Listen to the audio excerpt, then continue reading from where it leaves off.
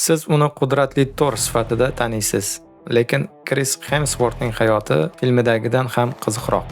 1983-yilda Avstraliyada tug'ilgan bu yigit qanday qilib dunyo yulduziga aylandi? Bilasizmi, u birinchi Thor filmi uchun bor yo'g'i $150 ming olgan. Bugun esa uning boyligi $130 million dan oshadi. Ekstraksion va Thorning so'nggi qismlari uchun u kamida $20 million gonorar olgan. Haqiqiy muvaffaqiyat storisi shunday emasmi? Kris tezlikni sevadi. Uning garajida $200 ming Audi R8 V10 sportkari va oilasi uchun ulkan Cadillac Escalade bor. U nafaqat bolg'ani, balki rulni ham mahkam ushlaydi. U har doim ham boy bo'lmagan. Kris ilk katta maoshiga ota-onasining barcha qarzlarini to'lab bergan. Qiziqarli fakt, u deyarli Thor rolidan ayrilib qolgan. Chunki Marvel prodyuserlari uning yulduzlar bilan raqs ko'rsatuvidagi raqslaridan so'ng uni jiddiy qahramon sifatida qabul qilishmagan.